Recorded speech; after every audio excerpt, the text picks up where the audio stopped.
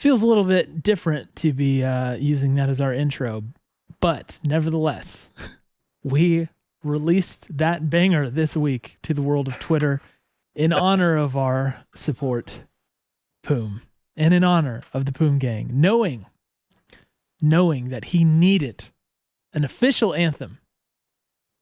We provided it. We came through. We came through. Unfortunately, we did what we could. Game 1, it was not answered with the best performance he's ever seen. No. I digress. Game 2 is a little bit better. Anyway. Much better. Much better. Welcome, everybody. Welcome back to Family Time with your dads for that show we call 100 Talk. I'm Cole. I'm Jordan. Oh, so I'll let him speak for himself at some point. I got you this time. I pipped you. Yeah. And this is the only League of Legends show officially powered by Rivet Energy Drink. The world's greatest energy drink, the world's best tasting energy drink. I'm happy to rock the Citrus X flavor tonight because this is Citrus X month. You can get free shipping on your Citrus X on Rivet's website. Code. I don't know the code. Citrus X. I think it's CIT20. Don't hold me to it. We'll find out what that code is and be more diligent with this. It's a game changer because Rivet's $1 can. Same price on their website. Shipping is where you get hurt if you buy it from the website. If it's free shipping, you don't get hurt. You get Citrus X. Cole, dang, the deals just keep flowing.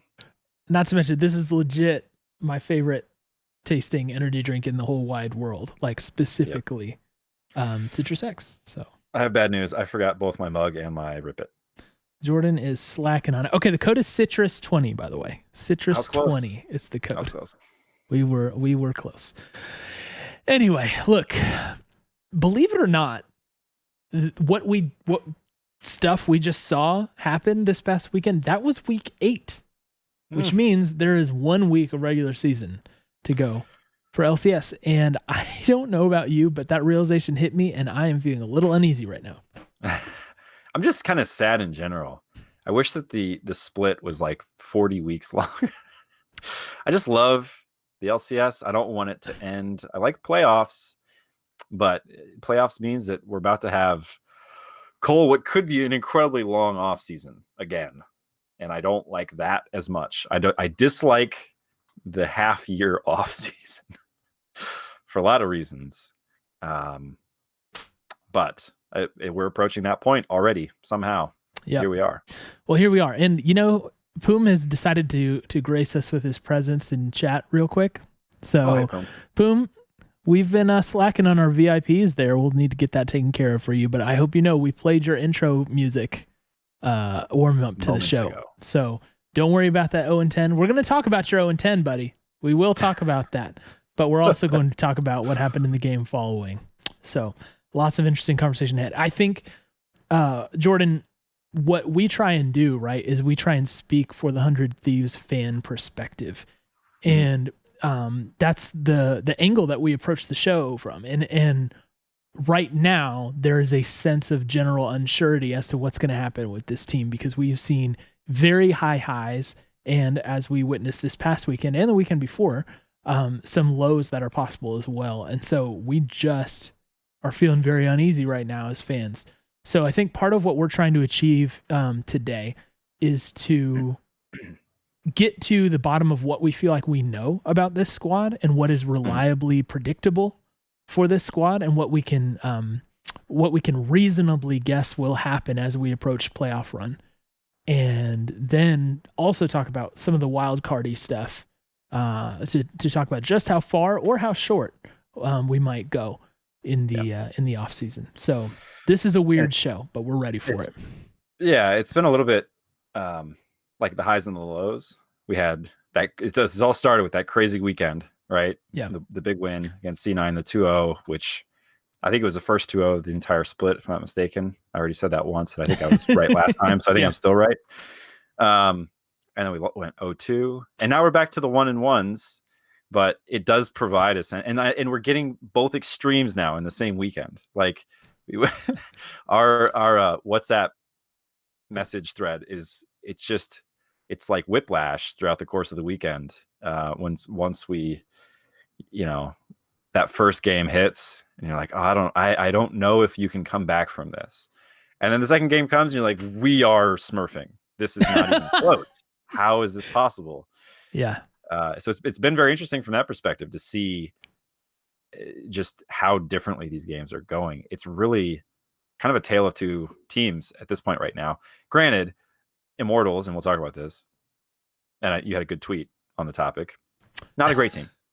Let's just leave it at that for right now. Yeah. But we're kind of hitting both ends of the spectrum on the performance scale at this point in time. Yeah. Well, look, let's shy away from it no more. Let's dig into the dirtiness that happened against FlyQuest. Now, setting the stage for the FlyQuest game, I honestly thought, in fact, did I predict a 2-0? I think I predicted a 2-0 last weekend. You did. I don't forget those when you predict those, Cole. That sticks with me. FlyQuest, like our history with FlyQuest is very back and forth, but one thing that I think has been consistent is they tend to beat us when I feel like we should beat them. Like that just happens. Now we have their number at certain times too. But that always feels more like an upset. Like even earlier on in the split when we beat them the first time, right? It felt like, oh, okay, great. We got that done. Great. Whereas in this game, I came out despite the up and down weekend that we had. I thought, no, for sure. Like this is something we can do. What I didn't anticipate is I think Santorin most of all was what I didn't anticipate. This game went bad pretty fast, and Santorin did to us what Contracts did to C9. Yep. And he ate us alive very, very early. And I think, and we'll talk about this more as we go on, but I think if there's anything we're learning, it's that we tend to have a make or break early game with this team. There in the history of 100 Thieves, there's the comebackable game, right? Where we got used to giving away leads and then being more competitive than we had reason to be in the second half of games. Whereas now in the current roster configuration, that seems to be less the case. I mean, that was kind of our identity for a long time. It felt like where the games we won, it was because we outlasted or we, really pulled off some crazy 10% play, right? Like there are a number of those that stick in my head pretty well. And just let the record show, I didn't love that viewing experience, right? Like as a fan, you don't want to get comfortable with the feeling of being like, all right, well, we're only down 3K gold. And that's, we've come back from way worse than that. So I much prefer the early lead thing that we now get at times. Right. But it's lately, Cole, it has definitely felt as you're describing where we fall behind and that snowball just keeps rolling downhill and it's getting bigger and bigger and there's no stopping it. That might be honestly a testament to the game, the state of the game right now with the souls, with double Rift Heralds, like if you get going, you can really get going and you can just continue to increase the agony of your opponent.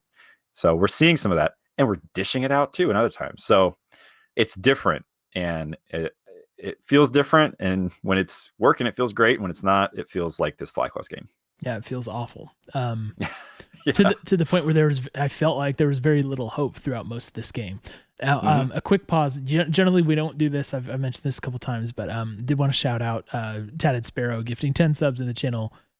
That dude has been a gifting menace lately. Same with Sandwich, who also gifted 5, and some other subs were tossed in there as well. So love you guys. Thank you so much. It's Sandwich coming as I'm talking. Sandwich gives 5 more. Thank you guys. It's totally not necessary. We've really blown away by the support. Just person after person coming in here, being generous with our community, and it truly is proving that our community is the best one out there. So thank you. Love you guys. Thanks. We'll keep the focus on the podcast from here on out, but we wanted to acknowledge that. So thank you. For sure. Jordan, so as I was saying, like Santorin ganked at 2 minutes to pick up that first kill on Poome. That's quick. That was very, very quick. And it has felt in general like people are targeting Poome early. I would say 3 out of the last 4 games, it felt like that has been happening where even if it's like an early invade, before minions have spawned and everything, or just early ganks. That tends to happen. Not sure why that's the case. Maybe just got to haze the rook, right? Yeah. As he comes in. Welcome to the LCS rookie. it is meant some like a hill to climb right off the bat, which is not the best. And the interesting part about this game is that we actually had a CS lead in literally every lane in like the first like 5 minutes of it. Like everybody was up like 10 CS. So it's like, despite the early kill, lanes were in great shape. And I think, like I said, that was like 5 minutes into the game, maybe. And at 6 minutes, they took the first Drake. And I'm not, even though we were even in gold, I'm not sure like from there that it felt like we were going to come back and win. Yeah, I think they had priority, like the entire time. They were always making the next move. They were showing up first to every fight. They knew where they wanted to be on the map, and they beat us to that point. That's the feeling I got. I told you I listened to this as I do sometimes, as if it were an old-timey I can't believe you enjoy broadcast. the games via terrestrial radio. That's basically what it breaks down to. I can't believe you do that. It's not the ideal way to consume professional League of Legends, but it's better than not at all. So, but I definitely had the sense, and I went back and watched clips and stuff. But as I was listening to it, I was like, okay, here they were starting up again. So yeah, it was that, I think, and that's the early snowball effect, right? They had the power advantage, they had the spike, and so they got to kind of dictate where this game would be played out. Yeah, and yeah. So one thing that caught my attention. So first of all, they had control over pretty much everything through most of this game. One thing that caught my attention though is my spiel on Poome, or I'm sorry, on Ryoma, as of late has been like early lane phase is rough. Yeah, and if he can fix that, like we're actually in pretty good shape, right? This is the game where the early laning actually looked pretty good. Like I thought in lane, he was actually doing pretty good. He got solo killed once, but it really wasn't the worst solo kill that could have happened. But yeah, just strictly like speaking about the laning, I was like, hey man, this is going pretty well. And unfortunately came at the cost of everything else that we've come to know and love about him, right? Like everyone has seen like the Galio play where he's super mobile, he's a little tanky, he can be a facilitator. When he locked in Zoe, I was like, all right, you know what the test is going to be. Is he going to be landing those paddle stars, right? Right. Is he going to be poking out teams right before we fight over objectives to the point where they really can't fight over them anymore? Right. Like that's what you want out of that Zoe, and you want him to be able to pop, a carry here or there across the map. Yeah. Or at least threaten enough that they think twice about taking the fight. Right. And we are about to have. And what we got was a nice laning phase and really nothing else out of that lane. And I have been told this by someone whose analysis I trust, and I tend to agree with it, that I really don't think like it was that egregious of a game from him, and it looked on the score sheet, like on the stat sheet, like it looked really bad because PoE went off. Ryoma was 0-3-0. It looked really bad. I don't think it was quite that bad, but it certainly was not good. And this is the game where I'm starting to feel like maybe there's a ceiling that we can't break through with Ryoma at this time. So it's interesting that you first propose that maybe it's not as bad as it looked, and then say, and we've identified the ceiling. So what is it that's causing you to get to the point where you'd say maybe it's not as bad as an 0-3-0 looks? Granted, nobody on our team had a good stat line in this game, so I don't think there's anything charitable to say from a stats perspective. But how do you reconcile those two? Right, because he's not providing like the function that we need him to provide. And so what we need is like a complete player that can lane well and then provide those things, right? Like if we want to get to Worlds, your mid laner needs to be able to do that, right? Right. And I think we've had so many games with him where it's one or the other, right? And it's usually usually more of like the facilitating fighting is the focus, and the lane loses. But we've had one or two where the lane focus is great and it comes at the cost of the other pieces. So when we're looking for like building the contender that's going to take us to Worlds, like I think we're dangerously close to the point where I'm not sure in its current configuration like that's going to be possible with him. And maybe that's go down to academy and develop for a little bit longer under Kelsey or whatever. But I'm, I've said at the beginning of the year, he deserves the full split from us. I think that's what he should get. And we'll evaluate at the end of that split where we are. And this game was one of those things to me where I felt like it helped me make up my mind almost all the way. So barring some heroics that come out over the next few games, I feel like it's a major playoff buff. Yeah, exactly. He's going to need a major playoff buff to kind of save that, I think. And I am among the milder critics of him, right? Like I've been behind Ryoma more than almost anyone, I would say. So we both have. So the tides are turning a little bit for me. So I'm looking for him to do some massive things if he wants to earn that 2021 on LCS. Yeah. And the implied sigh in my response to you, Cole, is I just don't know how likely that is to happen. Basically, if that were to be what we see in the next few weeks, I think it would have to be like, there's almost like is there a mental block here where he's playing safe because he's worried about his starting position or something. And it's at this point in time where he's going to feel freed up to play as that aggro, playmaking, game carrying kind of force of nature on the Rift that we haven't seen. And I just don't, I think that's a really tall order. I think we're more or less seeing the player that we're going to see, to your point. Like, I think we have enough time now. We know generally what to expect.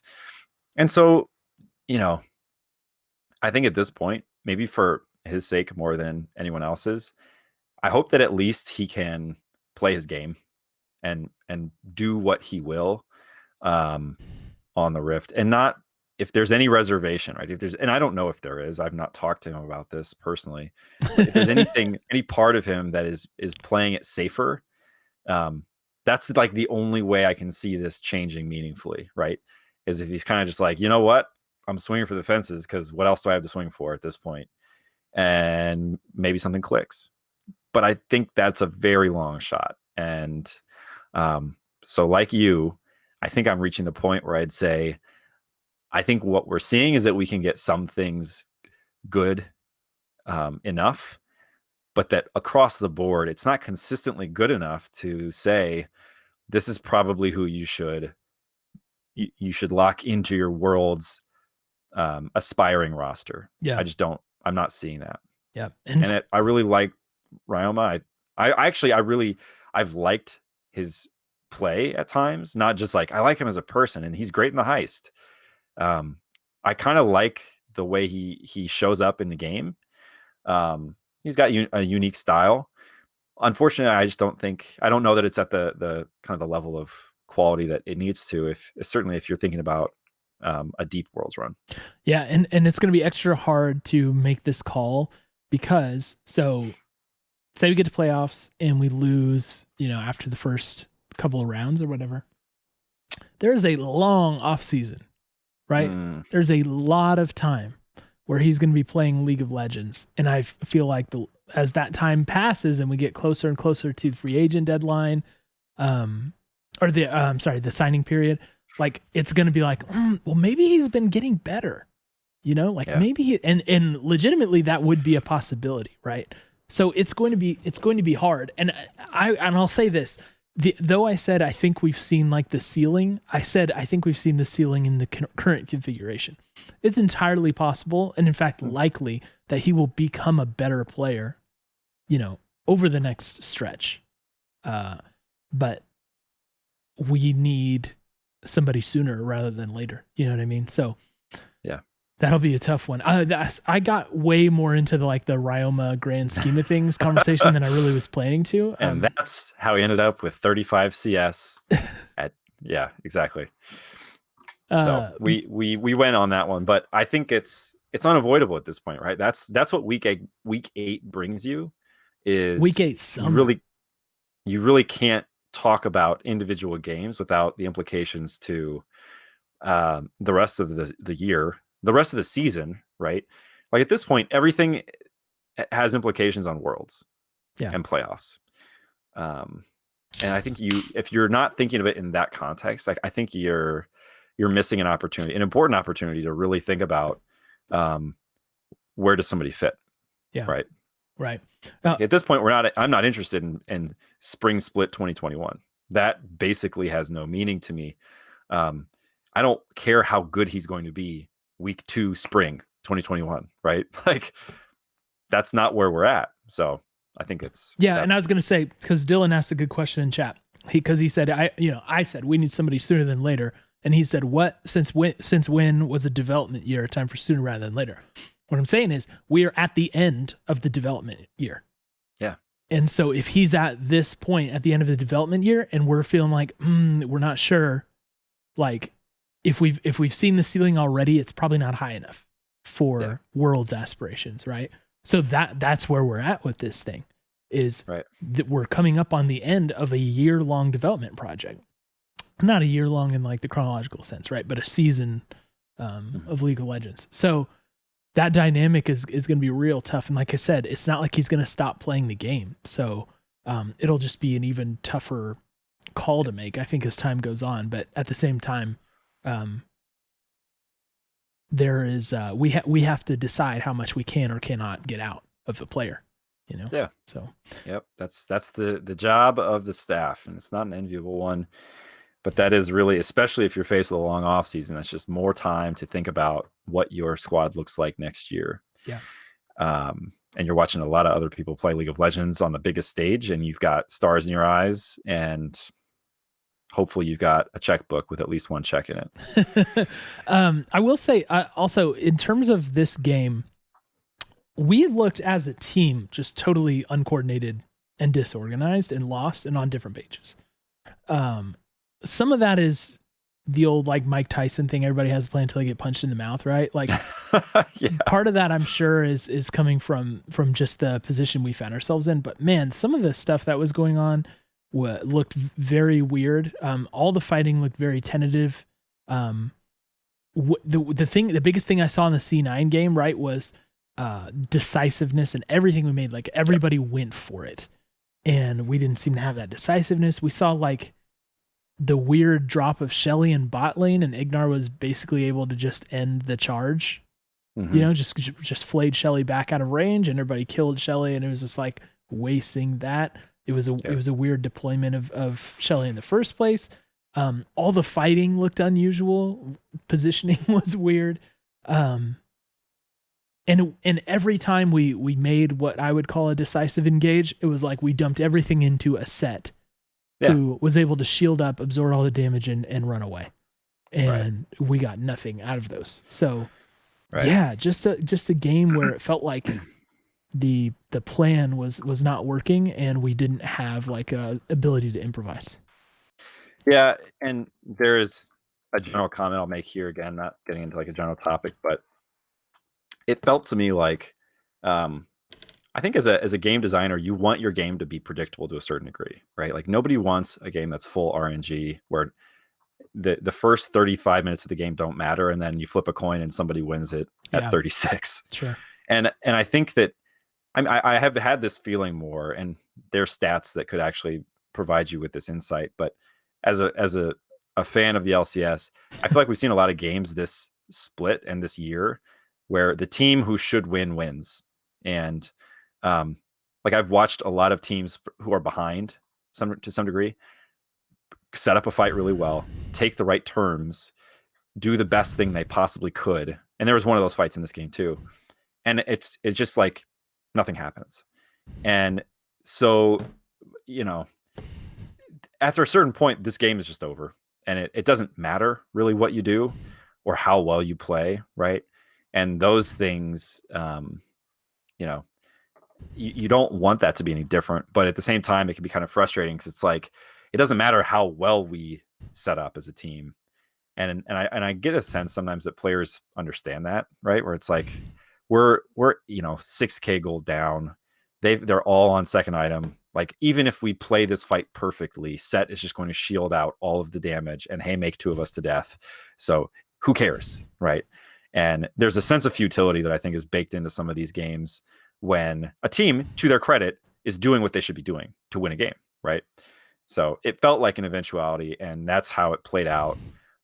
We tried, and nothing worked. So that, for me, is kind of how this one wrapped. Yeah. Now, like I said, we got to talk about Poome, though. I think last week I said Poome had his first bad game. He had his second one this weekend. Hitting that not desirable threshold of 10 deaths. Here's what I'll say. So I think the real question is, do you worry about that, and how much do you worry? Right? And for me, it's like, yeah, it was not a good game. I'll say a couple things. One, I felt like he was being specifically targeted in some of these things, which, yes. And I'm not saying that to completely write off those deaths, because if you are perceived to be weakness and the enemy attacks that weakness and gains an advantage because of it, it's because you're a weakness, right? So I don't mean to say that to excuse everything. But I will say that, yeah, it just, like, some of that was targeted. Some of it felt like he was a victim of the circumstances more than anything else, like wrong place, wrong time, and not from like he was in the wrong position standpoint. It's just like the plays they decided to make came through him. So to me, the 10 deaths is like a little mitigated. It was still a bad game.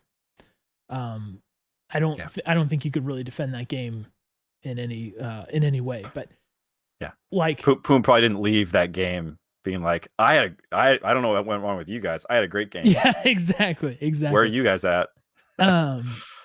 So yeah, I'm like, I didn't like it, but for me, it doesn't feel like a complete indictment of Poome, because even though he's had, a couple rough games, he's shown enough that, like, again, we give him a pass for development, right? Because we've seen good play out of him, and at times we've seen like amazing play out of him, coupled with the fact that he's on such a short career arc, that there's much to be had there. But Ignar completely ate him alive in this game, and it was nasty.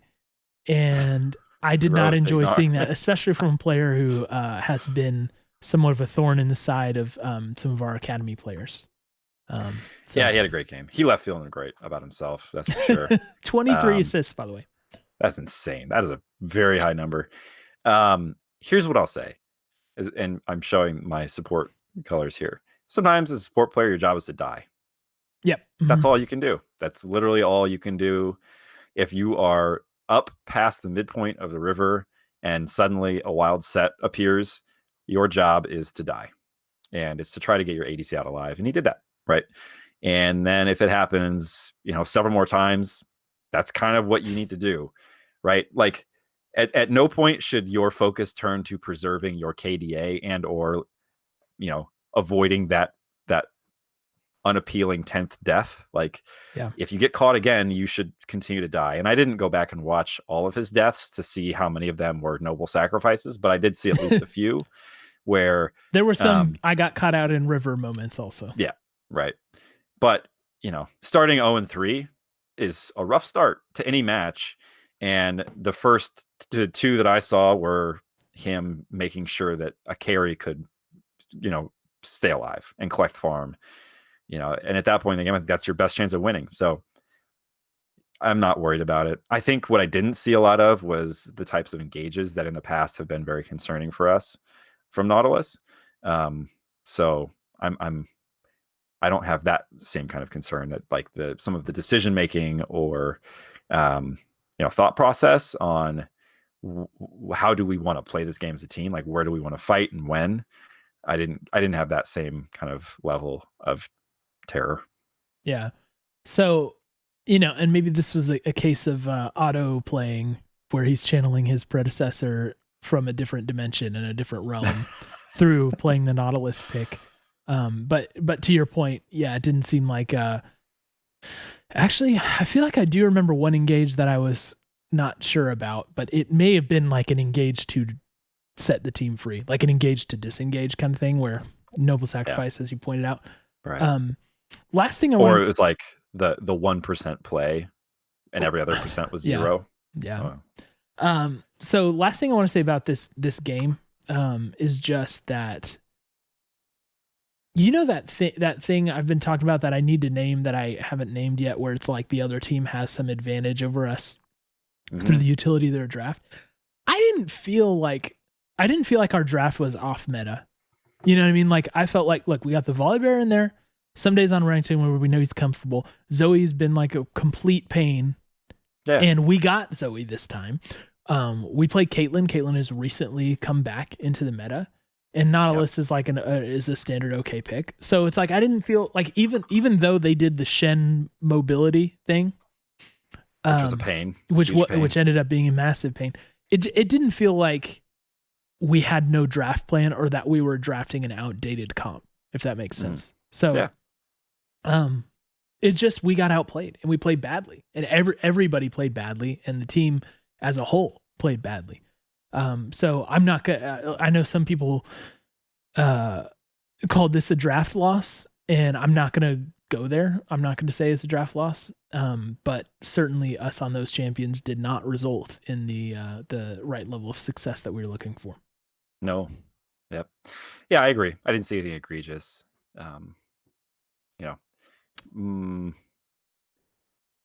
I always wonder, like the one game that we did a really close reading of, are there more of those out there that we've just missed because we haven't been reading as closely? But yeah, I'm with you. I didn't see anything where I was like, "Oh, that's a real head scratcher."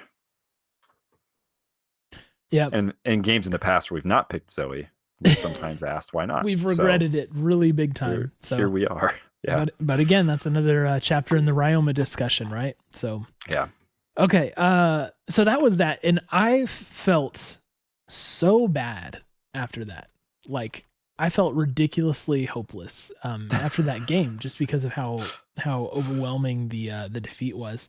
In fact, I think I'm gonna read my. Yeah, let me read my tweet here. I said, just caught today's VOD. I have to say that it was about the most hope-crushing loss possible. The only thing that could have been worse is if Solo had gotten a solo kill on Ssumday, which almost happened. And then I tweeted out a picture of Ryoma at the end when they're tearing down our Nexus, and Ryoma is all by his lonesome with Stoop sitting on the porch. And OGs will know Stoop Kid. Yep. That's how this felt, man. Soul crushing loss.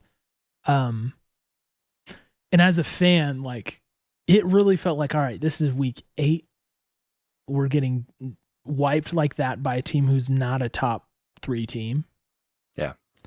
This season might be over. And literally the only possible thing to keep hope alive would have been an absolute devastation of Immortals. Because if we've talked about this in the past, if we just beat Immortals, it's not enough. Yeah. It's not enough to give any sort of hope, because I hate to say it, I hate to be a hater, right? But like, it just feels like an academy team when you play them. It just feels like they're not a full-fledged, fully built LCS team. So when you play them, it's like you have to absolutely smash for it to feel like an actual victory. Fortunately, the cards fell on the table as they did, and we were able to secure that victory. So, the Immortals game. Where do you want to start with this? Oh, I'll just start kind of where we left off, which is to say, another champ for Poome, and I loved it. He mechanically, he's just great, man. Like, there were multiple saves he got on somebody who was in the process of being CC'd. Did you catch those? Yes. It was like frame perfect, dude.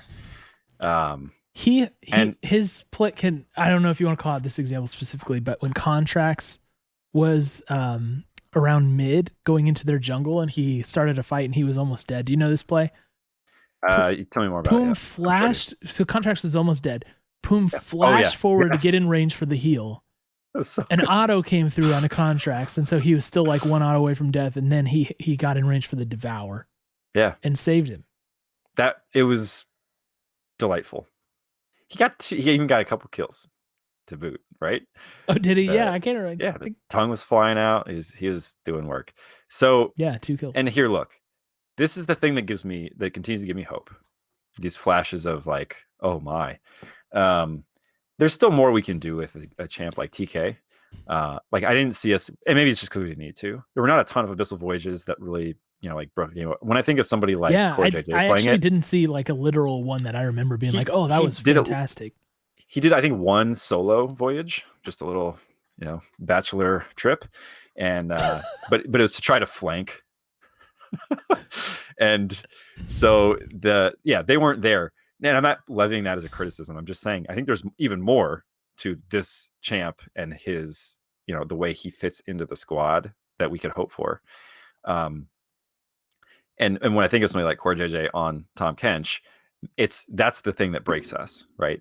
There's always two people in every fight that we don't want them to be in, and there's never a fair fight. So had it been a closer game, it might have been that we were doing that more. In this game, it might have just been that, hey, look, let's not take two people to a fight because we don't need you guys. Just stay over there and do what you do. But yeah, this is what gives me hope to circle back. The mechanics on display were so crisp.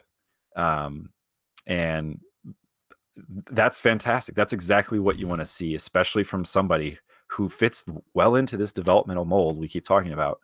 The upside is there. The mechanics are already there, right? So the game sense, the macro, the strategy, all of those things develop much later in a person's career than like I devoured you as the Nautilus hook was approaching your your model, and or even like after you already got hit, I grabbed you right out of that thing.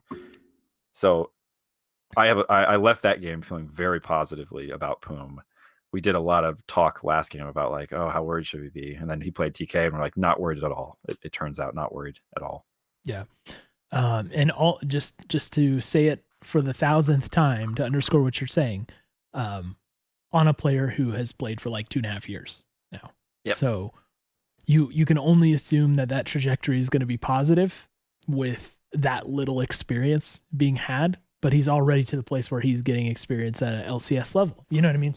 So you can only improve to the level of the experience that you're given, right? If you play against bronzes all day, you're not going to be plat. But that's what I always say. But people who doubt me. So he's had the opportunities to go along with his development. So he's not just like waiting, chomping at the bit to get there. He got there, and he's getting that experience to go along with him. So very, very quick trajectory. Yeah. Which means that, things are looking overall good despite missteps every now and then. So yeah, I agree. Yep. Now, speaking of just how good this game went, you were quick to point out in our rundown that this was a near perfect game. Mm-hmm. Similar to Cloud9, I think, right? Where we didn't give up a turret and we gave up only a couple kills. Yeah. So big victory there. Ssumday. You want to talk about Ssumday? Yeah. He had quite a start to this game and had a blind pick GP. So, that's what you hope for. I mean, I don't typically get as excited when I see him on GP, but the lane oppressiveness was so severe that you can really see how he was weak side and he was still just absolutely smothering Alarum up there on the Scion. 2 CS through the first 3 waves, I think maybe. I mean, that's the kind of thing that he did like kind of bring it back later. Yeah, but it was he got his full kit, right? And that he was able to do a lot more. But basically started off just with an auto and not much else. So it didn't help him there. But that's the kind of thing that can enable Ssumday to take over a game as he has before, right? Like getting that big of a lead, that big of a start can go a long way. I had in a note that he almost solo killed him at 2 minutes and 40 seconds. Yeah. So that's when he had to base and TP back with 3 CS. Right. Using his passive. I think it was his whatever, like the Q, whatever the name of that. I forget the name of that. Riposte.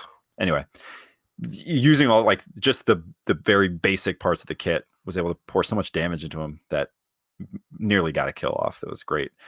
And I mean, clearly, like that's the difference in.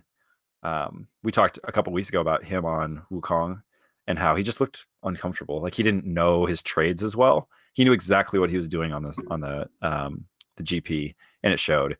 That really slick GP ult that grabbed a kill after it looked like after it looked like there was an amazing escape that Xsmithy made. Yeah, almost pulled off the amazing escape. Xsmithy, better luck next time. So everybody was kind of doing their thing. They were playing the role they needed to. I think one of the things that I was most interested in with this game is, I don't know, I'll leave you room to come back to Ssumday too, but Ssumday wasn't he was not enabled by contracts camping his lane, right? It wasn't like, oh, we put everything into Ssumday and so he was able to carry for us. It was kind of a solo effort up there. I mean, I'm sure he benefited in some ways that I'm not thinking of right now, I was gonna say I do remember contracts getting damage in on Xsmithy like several times to where Xsmithy just can't be present to be a threat. Yeah, for sure. Which I think was a big deal. I wouldn't overlook that. And especially when Ssumday's in a position where he's, freezing a wave and he's denying a lot of CS. Right. So he's pushed up kind of far. So if he's gank vulnerable, Xsmithy just shows up and does that. So contracts was able to kind of keep Xsmithy from being that threat a couple key times. But I think in general, I get what you're saying. It was not like an all in. Right. Let's make sure Ssumday at all costs. Let's throw just contracts, go back and go back and go back and go back. Right. It wasn't like that at all. And that's probably shouldn't read too much into any of this, any of it at all, because I think really what you see is it's the quality of player difference, really going across every position basically. Xsmithy obviously very, very established, accomplished player, but I do think that the thing that I left this game thinking was, because we've talked about this too, right? Being a more one-dimensional team, we didn't win because contracts was either this was not the let's see how contracts does and then we'll know how the game goes for us. And in the other games where we've had these all-out stomps, it has typically been because contracts is such a problem to deal with. And this game, he was more quiet, right? He still played a very important role and he did a lot of good, but he finished 1, 2, and 6, right? He had the kind of the quietest stat line of anybody. He was the only person on our team who died. And it's just because they focused him and he is Graves. He's squishy. But it was encouraging to see. And this is where I think it's you kind of tamper your encouragement a little bit, is everybody just kind of had a strong performance. And it wasn't because contracts was taking over the game. Yeah, I think that's fair. I mean, he was a beast with neutrals in this game. But yeah, I think that's fair to say. He was not the thing enabling everybody to play at the level that they did. Everybody just outright played well. Now there's that caveat, right? They played well against what is basically an academy team. Exactly. So you do have to keep that in mind. But on a player by player individual basis, the play looked good, and contracts had a couple moments where it was he over aggressed or whatever, but it's contracts. He dashed into a wolf pit where there are 3 people blind. That's a lot, even in a game where you're winning a big time. Yeah. You'll get that from him, every once in a while. Honestly, none of his mistakes were game breaking for us, so it was totally fine. So not the cleanest play from him. Everyone else was pretty clean. And when I say pretty clean, I mean no one else died, which is kind of a big deal.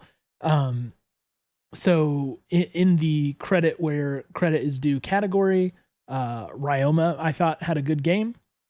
His Syndra looked good. He dealt with Insanity Zoe fairly well, I think. There were a couple times where you would see the sleep land or the paddle star come out, and he was able to get the scatter of the week to kind of buy himself that room and that safety, so that Insanity couldn't just all in and take him out.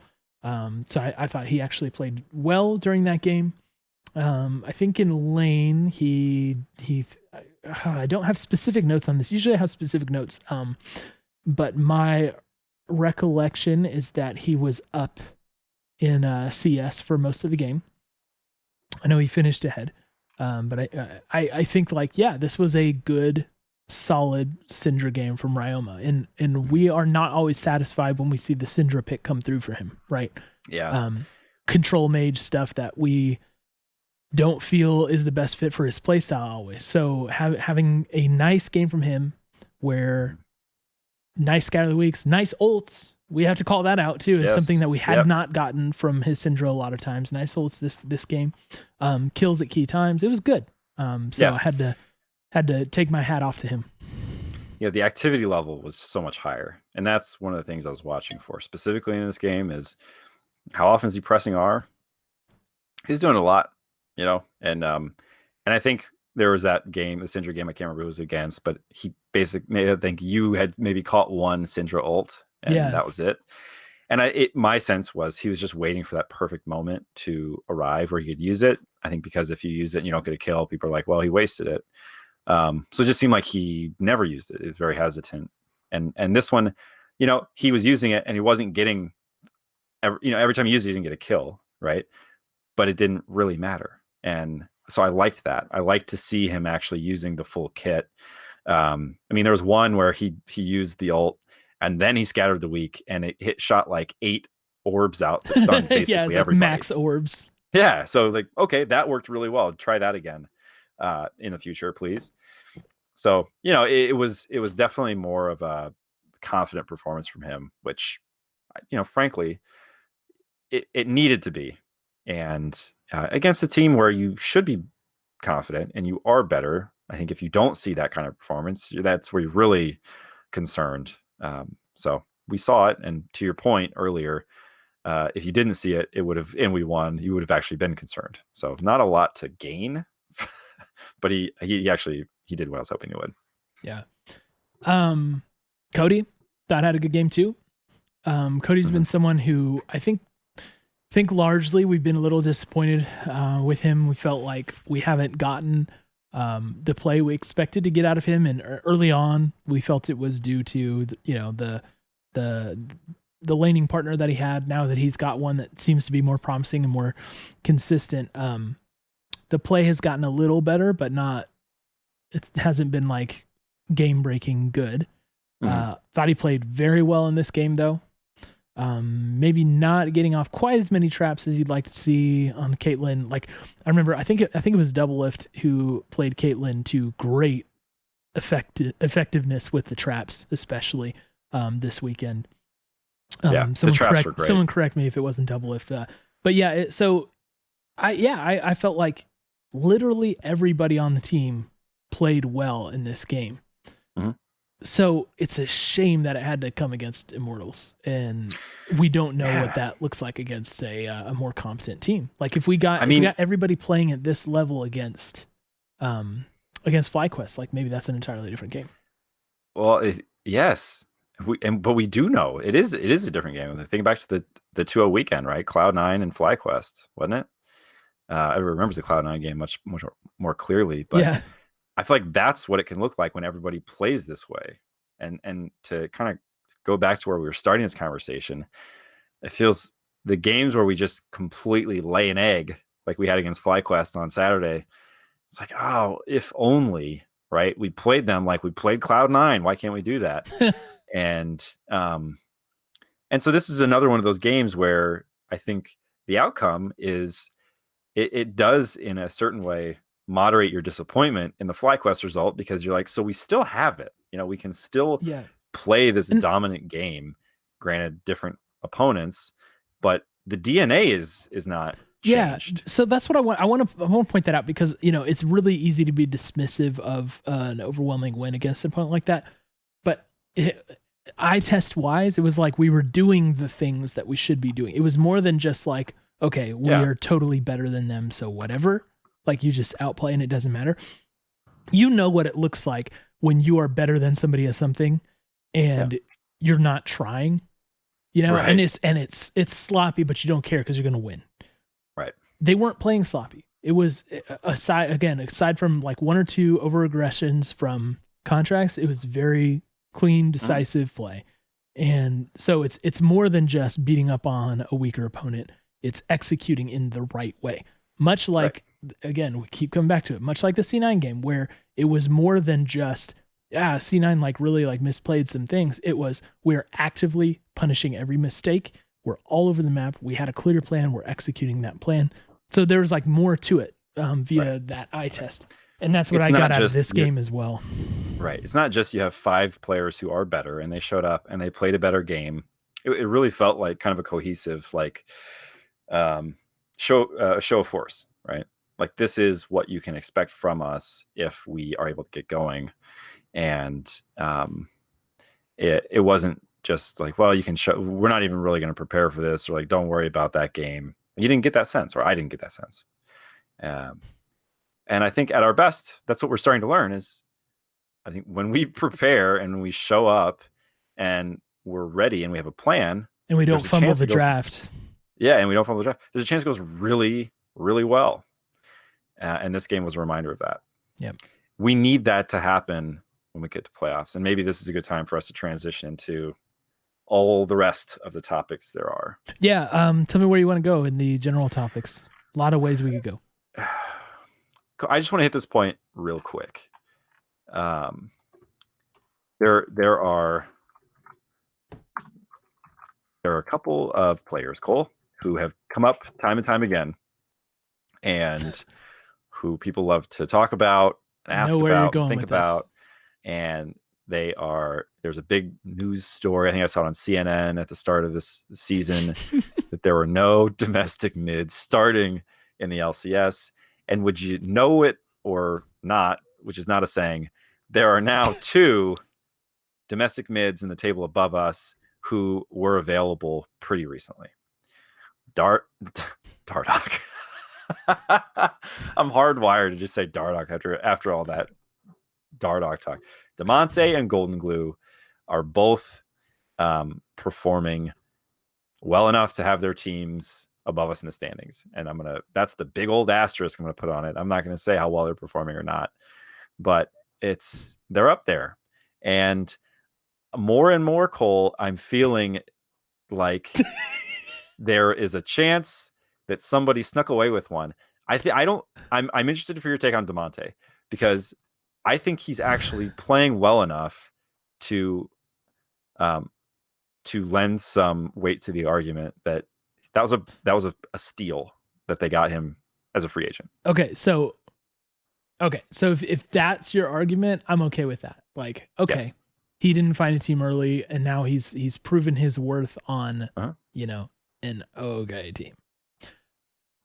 When it comes, looking better than us, let's be very fair. And they 2-0'd us, right? Yeah. So whatever. Yeah. But look, this is the thing. You're not if you are to extend that to 100T, you're not framing the problem correctly, because the point is not who is better right now, right? It's we made a bet on getting a player to be beyond his capability. Is it also fair to say that that Damonte is outside of the top 4 mids in the league? Yeah. Yes. Definitely. Right. So That's what we're aiming for. We're not aiming to have a mid-level player, right? Mm-hmm. The bet was on a development into something really special, right? And that's why you invoke the import slot. So I'm not gonna be like, oh, we should have taken Damonte instead of Ryoma, even if that might mean that maybe we flip places with Golden Guardians in the standings. Right. We're 9 and 7. Maybe that would have happened. Yeah. You know what I mean? It's like, but is that enough?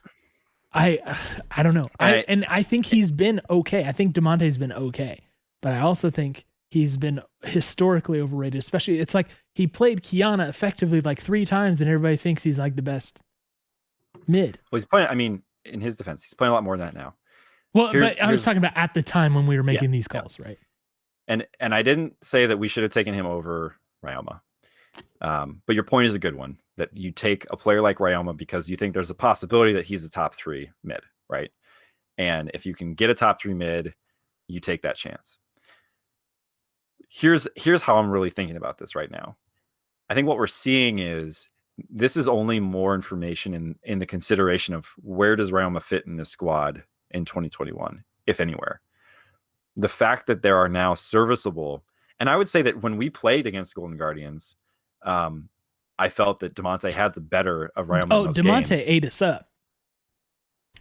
That, for me, that tells me there are other mid laners. Either the North American talent pool includes people who are better, performing at a higher level than Ryoma, and very recently were free agents.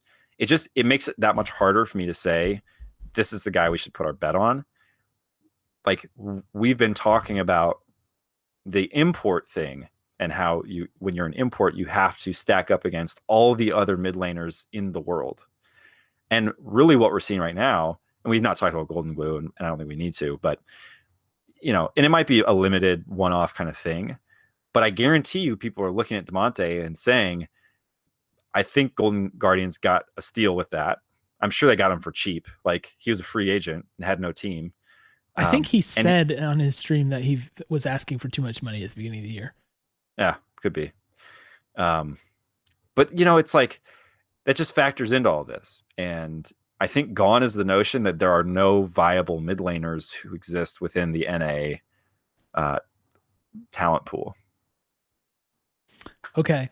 I don't know how many there are, but if I were a GM, I would be looking at this and saying, let's be sure here that we're giving tryouts to people, and that if there are free agents out there, we know exactly how good they are and whether or not they fit into our roster. Because Fair. Maybe we could use that import slot elsewhere. Fair. Right? And I think where we use that import slot is going to be something that we evaluate in the off season. So yes, you have to. I agree with that. So yeah, that's cool. I'm not I'm not shockingly impressed with anybody in this category. Like, it's Golden Glue, it's Damonte, it's Pobe, right? Like, who? Povelter? Yeah. I don't know. Like, none of them. I don't know. It's not obvious to me that we make a change there and then we're worlds ready. But I totally get what you're saying, and that there is some level of established value, and it could be argued that level of established value is higher than what we would be getting right now. Yeah. So I get that. Maybe what I'm trying to say is the ceiling that you've started to talk about this episode, it's feeling like it's more in line with the other domestic mids than the other domestic mids who were once import mids and who are now not, right? Like, it's feeling like the place he certainly is right now and probably will be for the foreseeable future is with a set of domestic mids. I can get with that. Yeah. Okay, so actually, I think all of these points are. I'm going to let you pick what you want to hit next, because I think all of this is mostly yours. All right. Let's just talk about playoffs. I want to talk about playoffs. It's that time. Okay. Let's get into it. Well, first, let's refresh everybody on playoff format. I'm sure most people know this by now, but we'll pull up the playoff screen here. You guys will see that the summer playoff format is different this year, of course. The big thing that we need to know is if we are able to get up to the 6th seed, we guarantee ourselves at least 2 series to play in playoffs. And I don't know about you, Jordan, but that feels a heck of a lot better to me than getting a 7th and 8th seed and then losing automatically. If you look at the matchups that we have, based on these things, and based on the standings, we have a radically different playoff path, depending on if we are able to get that 6th place seed, right? So pulling up the standings here, we are of course currently in 7th. We're 1 game behind Evil Geniuses, who we play this weekend. Yeah. I don't know, and maybe we can ask someone in chat to pull this up, what the tiebreaker will be in case we break even. Actually, no, it's impossible to tie with them, right? No, it's not. No, it's not. Okay, so go... yeah, what's the top? Because if we beat them, assuming we beat them, which we kind of need to do, they could go 1-1. We could go 2-0. Yeah, that would be right. tie. We will have split with them for this year, right? We dropped our game to them in the first round robin, I believe. So what is the tiebreaker there, if someone knows? Dylan's saying if we get tied 6, we can have C9 choose us and send us to lower bracket. Which is probably that's not actually... Yeah, that was last split. That is what happened. In this format, as you guys will see, automatically 6th seed plays the 3rd seed. Okay. Now, C9 is looking like maybe they're going to be in that 3rd seed, so that's a tough draw for us right off the bat. But it's C9 or TSM, and those are 2 tough teams, Cole. Yeah. But the fact of the matter is you get another series at the end of that, right? And let's say C9 is yeah, actually it's definitely one of those 2. It looks like, right? And let's see, if TSM and Cloud9 both lose all their games, do they play each other? I don't know. Oh gosh. All right. Sorry guys. This is we need the foldy sheet. Let me pull up the schedule here. C9 plays Dig and CLG, so they don't touch them. TSM plays Golden Guardians and Liquid. So the TSM Liquid game is basically a wash.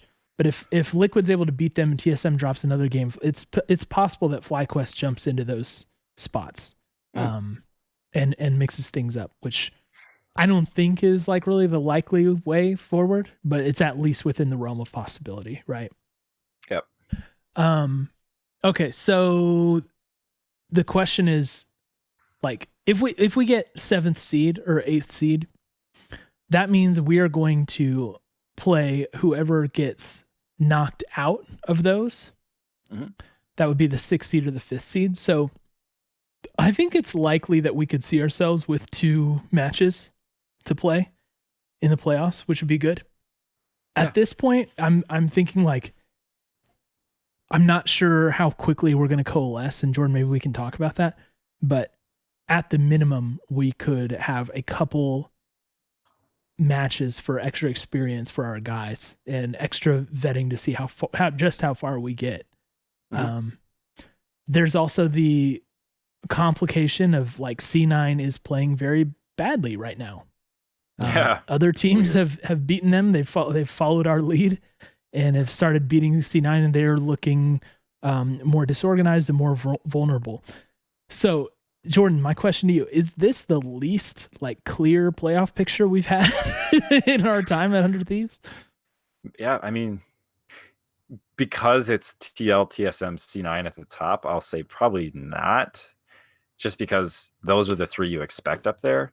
But it certainly is way different than you would have projected. Like, it's about as different as you would projected summer playoffs to be at the end of spring, right? Yeah. Like, TL is, and credit to you, you saw this coming. They've stormed the top, back to the top.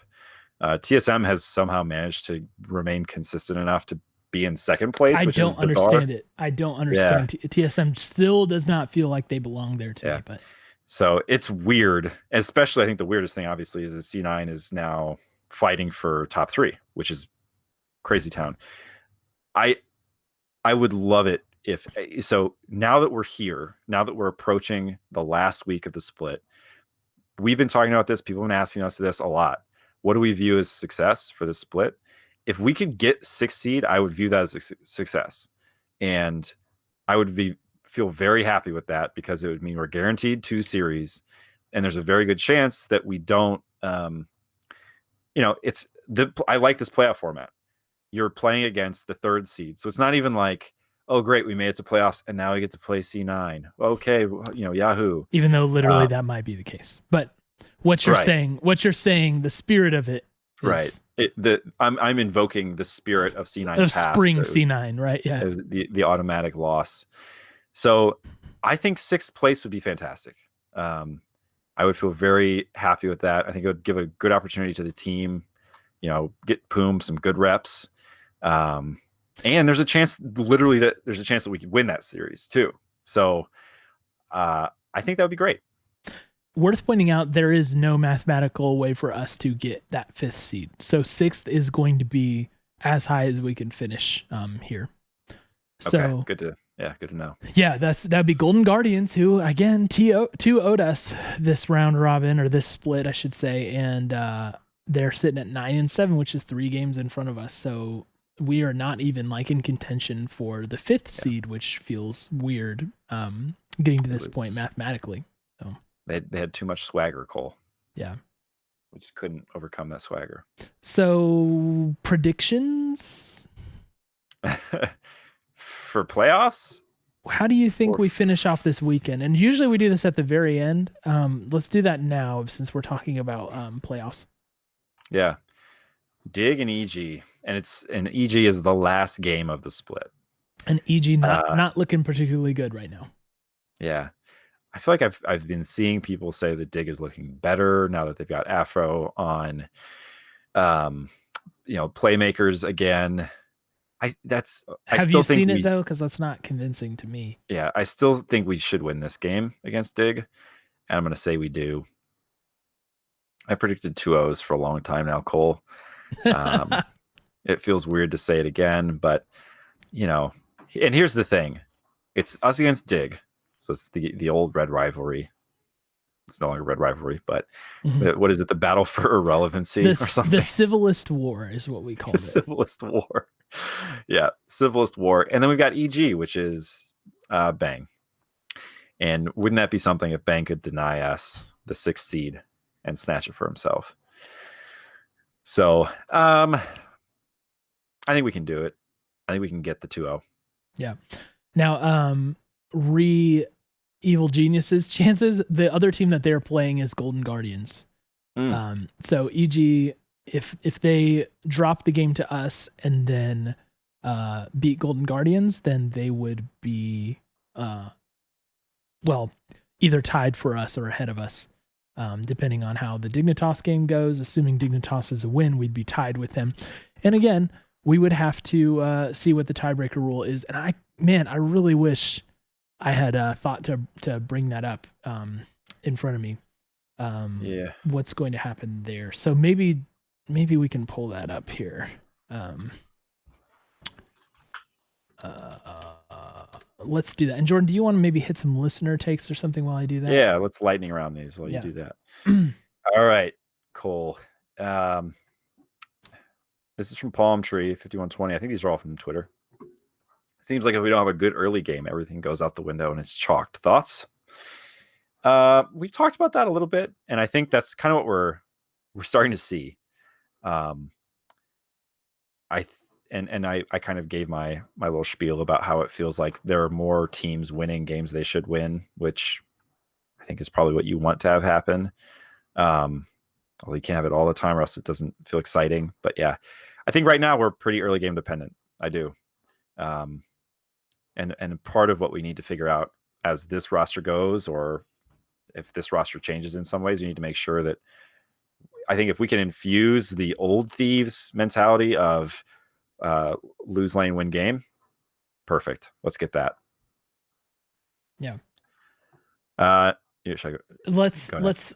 So first of all, I have to agree with Palm Tree largely with this. It has felt historically to be true for us in this current configuration. So hate that, but I feel like it's true, bitingly true. So going back to the tiebreaker thing. So this is something that we're not going to be able to calculate ourselves, because what they do is once teams are tied with like win percentage and stuff, then they move on to this match score thing, like victory score or something, where they put a value on your victories based on the final standings.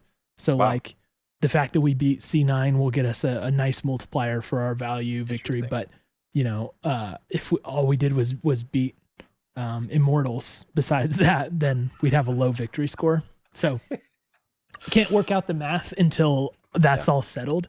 So we'll really have to see what the foldy sheet comes up with in that, because that is above our low IQ brains to to handle right now. With that, I'm going to take us back to our main screen, by the way. I'll take playoffs off.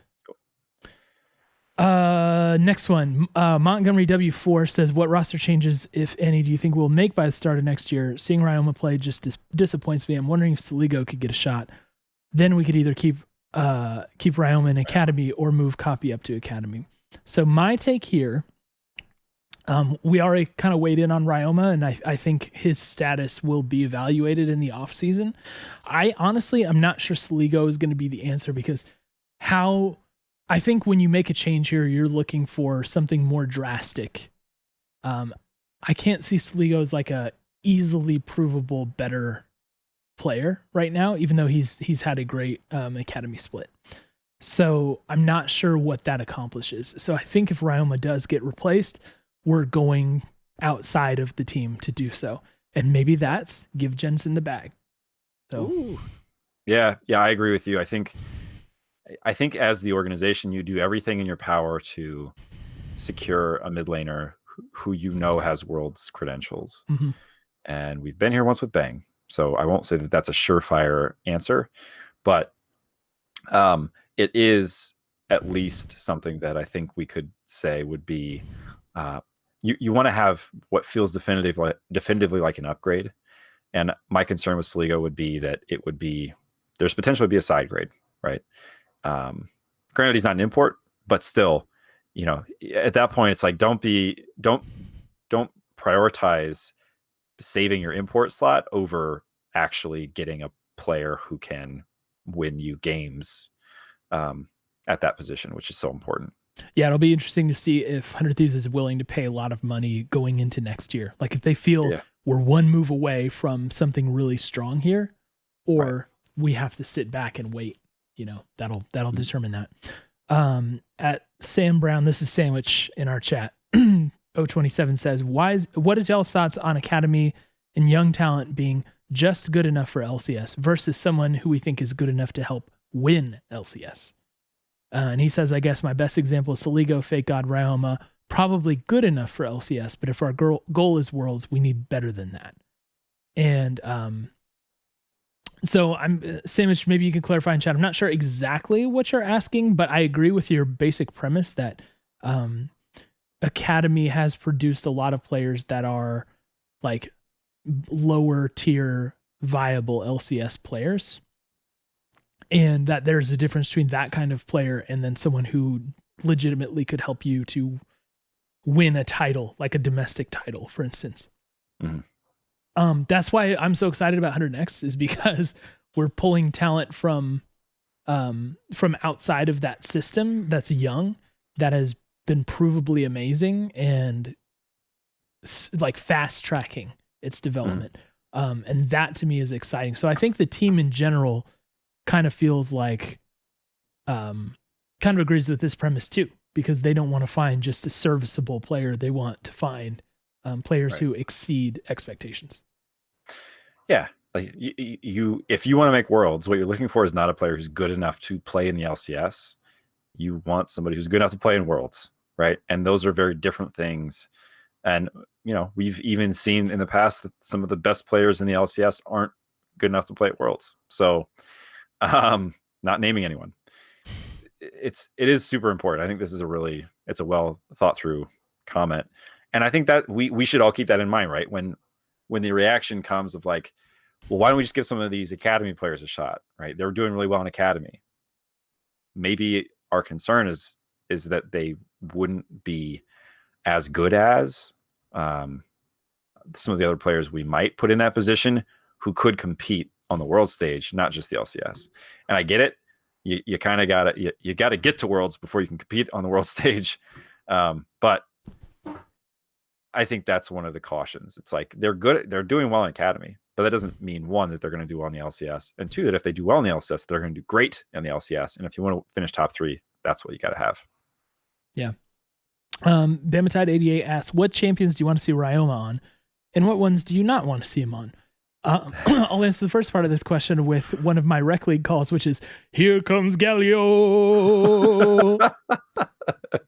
Obviously, Galio game was incredible. Galio games, I should say, have been incredible for him. So Yeah, give us Galio for Ryoma. Honestly, but the other stuff that I kind of want to see is maybe off meta for him. So it's hard to say what I want to see him play. I would have said Zoe, to be honest, but we just saw a relatively ineffective Zoe game from him, so that kind of is sad. Jordan, bail me out here. What else? What are the thoughts you have? Yeah, I mean, right now. So again, sorry, go ahead. We're basically asking for the next 1-2 games and potentially a 3-game best of 3, right? So maybe what are the next 5 picks we want to see for Ryoma, because beyond that, it's up in the air. TF, get the I think that plays well into our current play style. We want to be able to get him around very easily. I've thought about a champ like Talia for him, like just the increased move speed could be really nice. Facilitator champions, I think, is what we have to say at this point, right? Any champ who we feel can facilitate importantly. And I think the thing that's concerning is we're seeing some of these really tried and true control mages. We're seeing him not able to facilitate in the same way that some of the more established mid laners are, which if you're not going to carry, you've got to at least facilitate no matter what. And in some games, I think we're seeing him do neither. Yeah, that's a concern. I almost interrupted you early on, and then Sandwich made the point for me. He brought up Twisted Fate, and I have seen a lot of Twisted Fate bans against us, actually. So I wonder if that's been going on in scrims or something, which makes me curious to see him on that champion. Plus, he has the mobility of the ult. That could be something interesting. I have no clue what I would expect to see him on that champ, but the fact that it's been banned against us a few times, that feels like interesting enough to get my attention. And if your goal in draft against us is to prevent contracts from beating you, then the TF ban seems pretty straightforward, right? Like it's one less thing that contracts can use to win a close fight. And so even if Ryoma is just serviceable on TF can be great for contracts to have. So I could see that for sure. Last one of the night, at Karlsky01 says, if Ryoma is replaced next year, a lot of Ryoma replacements and roster moves. If Ryoma is replaced next year with another import, do you have any players you would like to see come in? I know it'd be a long shot, but I'm a big fan of Humanoid. I am not particularly excited to go in on this. I was on record last year saying that I love the idea of Larson coming over. I assumed that would be wildly expensive. I would guess that maybe they made a pass at him and it didn't work. And I think we're going to have increasing difficulty getting good level players to actually want to come over here in the prime of their careers or on their way up. So I'm not going to speculate on who exactly it would be, but I feel like if we are getting players to come over, it will be most likely players that are on their way down in their respective leagues, which kind of sucks, but because, if we're being honest, NA does seem to be, just below those other regions that it could still benefit us in our efforts to win a domestic title and to make worlds. And here's what I'd say. I'm less focused now on what player specifically, and I'm more focused on what kind of player. So think of, we know who we have in top lane. We have Ssumday. So what mid laner goes well with Ssumday? What type of mid laner, right? What champs do you want to see from that person? What could help be a difference maker for Ssumday? And then you go down the list and you do that. So we've got contracts, super aggressive. We've got Kenvi behind him, right? If you're thinking 2021 and beyond, Kenvi could be the future of our jungle, right? What players go well with that kind of jungler? So right now, thinking specific players, I just feel like there's so many variables still unknown. Any one of your favorite mid laners could show up to Worlds and absolutely stink the place up, right? And then you'd be like, maybe not actually. So I just think you look for the type of player, at least right now, that's what I'm doing. I'm looking for the type of player to see who could fit well, because a person who fits very well could actually be better for the team than a standout mid laner who plays an entirely different kind of game. Yep. All right. Did we already indeed make our predictions for this weekend? I said 2-0. Yeah. So I'm thinking of 2-0 as well. Oh gosh, I cursed this last time I predicted that, but I really do think that we'll beat Dignitas and EG. So The rest will just depend on how EG does against Golden Guardians, I suppose. Man, it's been a long time since we had a 2-0. I'm just going to put that out there. And my concern, we're just not consistent. We're not consistent yet. So, all right, if you're saying 2-0, I'm going to go 1-1. I'm going to do it. I'm going to break. Maybe that's what will help. That's the piece that's been wrong, Cole. We've been agreeing on 2-0s for too long. So I'll say 1-1. We beat Dignitas. We lose to EG. There we go. We settled it. It's all done. Thank you to us. We've solved the problem. We're diagnosing it. Yeah. By the way, Super Ninja Penguin pulled everybody's wins. So he says if EG finished on 8 wins, they will have beaten Immortals twice, C9, Golden Guardian, CLG, Dignitas, and Team Liquid. If 100T finished on 8 wins, we would have beaten Immortals twice, C9, CLG, Dignitas twice, and FlyQuest, which I believe, and excluding wins over each other, yes, which would neutralize. Which I believe gives them a slight nod over us.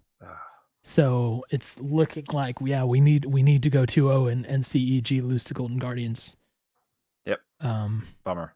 Yeah. All right. So thanks for that quick research. That's someone may be able to do the math and predict if my analysis is really on point there, but that's what it's looking to me when I read through that. So important weekend coming up, and the pressure is going to be super high. And honestly, like, the result of this weekend is going to make or break a lot of things. So yeah. Watch these games very closely, y'all. These will have huge implications for the team. So anything else before we go, Jordan? No, we've gone long. It feels fitting given that this is the decisive pod before the end of the split. My goodness. And we will have much to talk about when the split's over as well. We will. So now, as always, there is the one question, which is, who are we going to raid, everybody? So chat, if you have your suggestions of who we can raid, I would throw out Poome, but I don't believe he's alive right now. But in the end, we will go ahead and close the pod tonight by saying, don't leave. Thank you guys for being here with us. Thank you again for the community support. I cannot believe just how many subs we hit from you guys. Like, we crested 300 tonight, which if you would have told me about that like a year ago, I literally would never believe you. Never believe that. Yeah. So so thank you to everybody for always being generous and helping us to build a good community here. I like the idea of raiding Travis. It's been a little while since we've done that. So let's go ahead and raid Travis, and we will wrap everything up. Guys, big weekend for Under Thieves. Let's pull together. Let's cheer. Let's be Poome gang. Poome gang. Poome gang. And as always, love you. And we miss you already. Take care. All right, let's get this raid going, everybody. Stick around. We're doing this thing. Thanks again, everybody, for watching. And let's have a wonderful week. Y'all are the greatest. Goodbye.